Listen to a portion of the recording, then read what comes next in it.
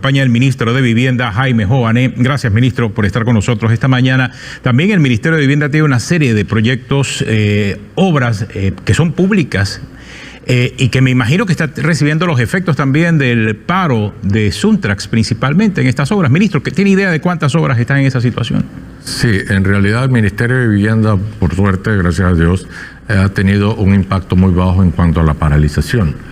En Bocas del Toro están paralizadas las obras de construcción del Ministerio de Vivienda, pero en Colón las obras del Ministerio de Vivienda siguen avanzando a buen ritmo, ¿no? Igual que en el resto del país. Eso es una realidad, porque esta paralización no afecta no solamente al promotor de la vivienda, en este caso el Estado, afecta al beneficiario final. Esas familias que están esperando una solución de vivienda que ahora se va a ver retrasada, especialmente en Bocas del Toro. ¿Cuántos proyectos, disculpa, ministro, se están viendo afectados en Bocas del Toro? En Bocas del Toro todos. Ahorita mismo de memoria debe haber como 4 proyectos afectados en Bocas del Toro, que son unidades de vivienda unifamiliares, que son compromisos que teníamos ya de los gobiernos anteriores para construcción y entrega de estas unidades de vivienda. Sobre todo, siento, Bocas del Toro es un área que tanto necesita este tipo de apoyo, ¿no? Pero además de vivienda también están paralizadas, que afecta las obras de construcción de los centros hospitalarios, como el de Bugao en Chiriquí, y los centros de salud, que afecta la salud que tanto necesita la población. Eso afecta realmente a la población, al más necesitado. Esta paralización afecta al más necesitado. Y a los estudiantes, al no dar clase, que es el futuro del país, cada vez lo alejamos más de tener las competencias correctas para enfrentar el crecimiento de Panamá.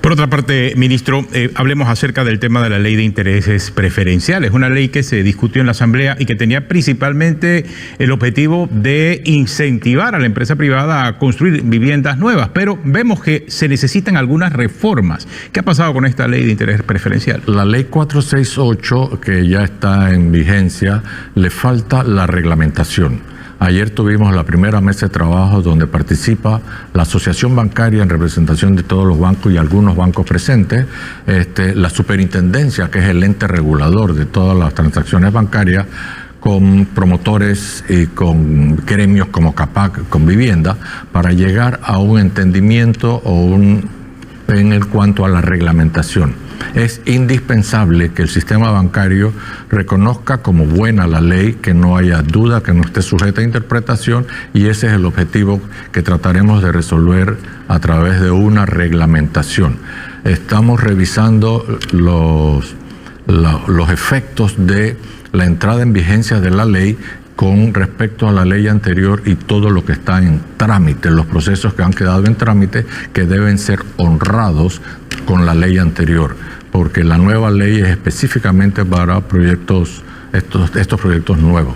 Todo lo que estaba en trámite aprobado debe quedar perfectamente claro que continúan con su ley que se les otorgó el beneficio del subsidio. Ministro, pero este primer contacto con la asociación bancaria es para aclarar o para sí hacer modificaciones, porque lo que entiendo es que la ley que acaba de ser reemplazada o modificada, la que va a ser modificada, vencía en diciembre de este año. La confusión un poco era dónde comienza la nueva ley a regir, hay que esperar hasta diciembre para que acabe la otra, y sobre todo los afectados, ministro, que son los procesos que están en trámite. Los bancos han dicho, un momento, vamos a detener esto hasta tener estos puntos claros. Correcto, sí, es así.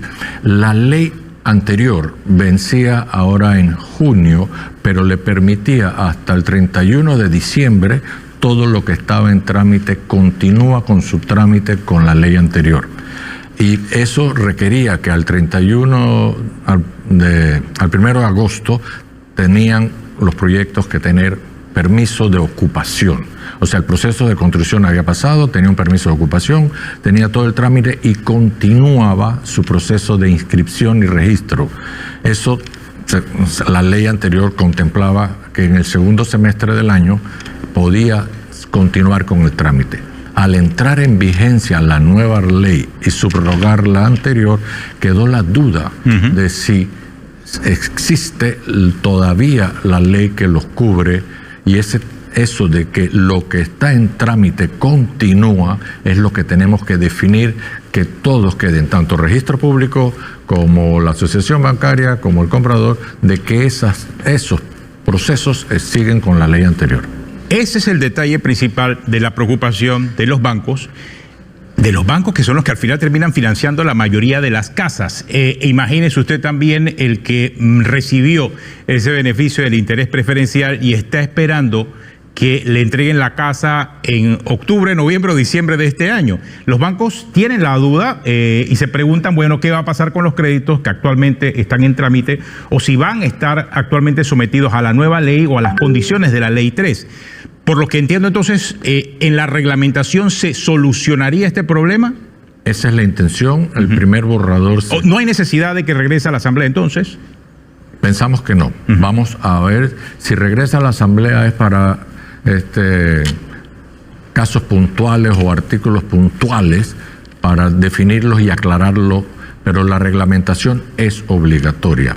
No pienso que para aclarar todo y que quede sin duda a interpretación para alguna de las partes, la reglamentación es indispensable. Ayer se les dio un borrador de reglamentación a todos los que participaron en la reunión con el compromiso que a más tardar el viernes, o sea, preferiblemente jueves de esta semana, emitieran sus comentarios para ver la posibilidad de que eso resuelva el problema. Si eso no resuelve las dudas, definitivamente entraremos a la Asamblea a revisar el artículo que ha causado mucha...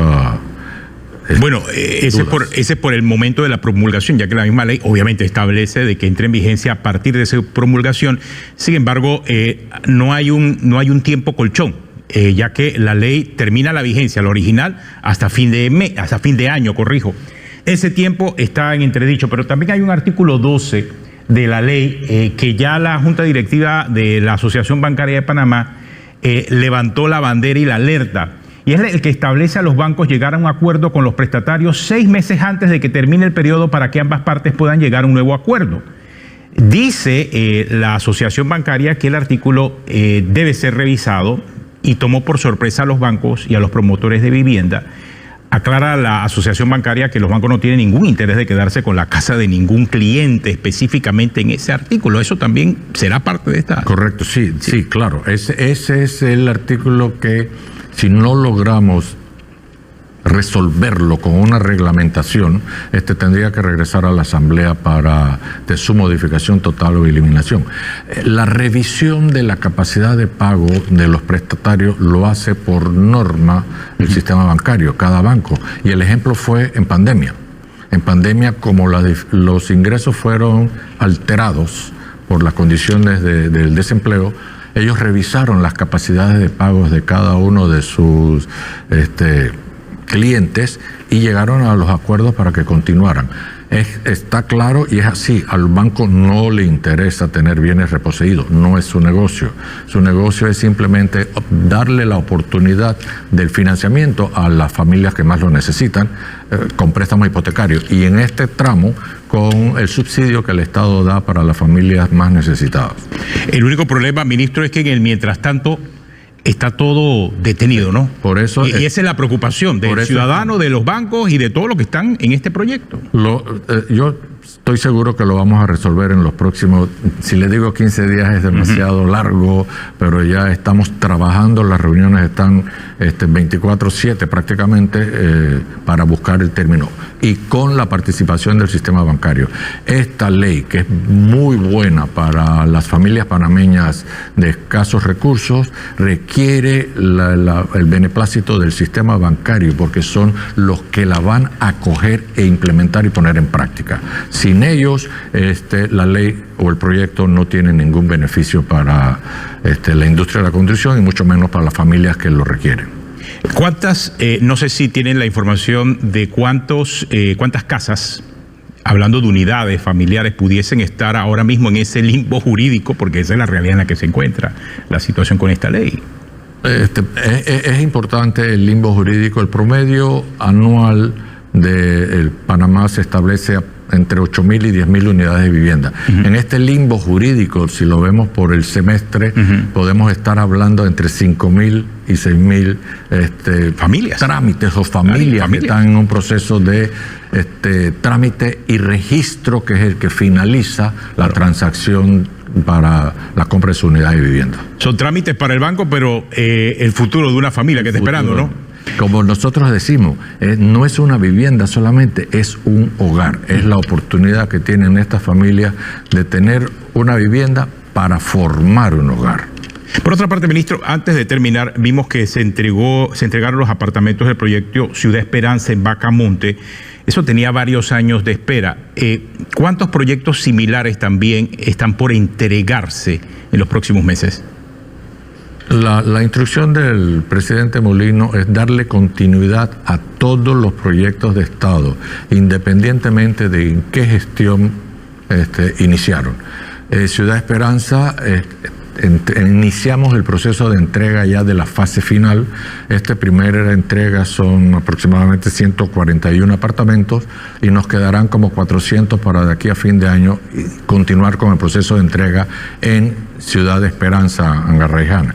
En Colón tenemos igual un proyecto mucho más grande, Alto de los Lagos, tenemos en Aguadulce, Coclé, 19 de octubre, que resolviendo los temas legales de cada uno de los contratos que son proyectos del 2016, 2010, 2011, 2022, son proyectos muy viejos que tenemos que llegar con las aseguradoras para la fianza de cumplimiento, ponerlas al día, revivir los contratos en esta nueva gestión y llevar a feliz término.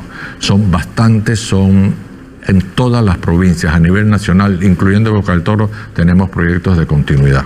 O sea, estamos hablando de proyectos pendientes de pasadas administraciones, no los que tiene proyectado el Ministerio de Vivienda como Ministerio de Vivienda en esta gestión. Darle continuidad, porque todos esos proyectos están siendo financiados y pagados con los impuestos de todos nosotros, los panameños.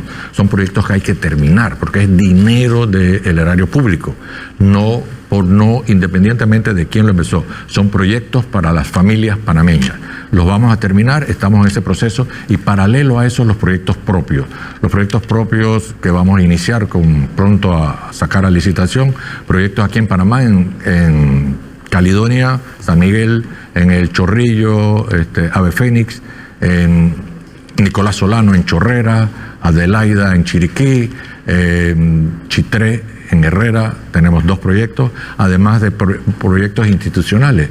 Uno de los que queremos hacer es revisar todos los áreas que utilizamos pagando alquiler.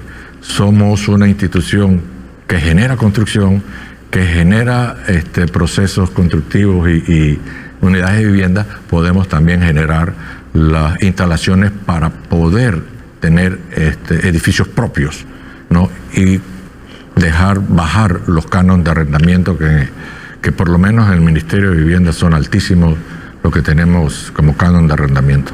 Bueno, muchas gracias, ministro. El ministro de Vivienda, Jaime Jovane, conversando con nosotros aquí en la edición matutina de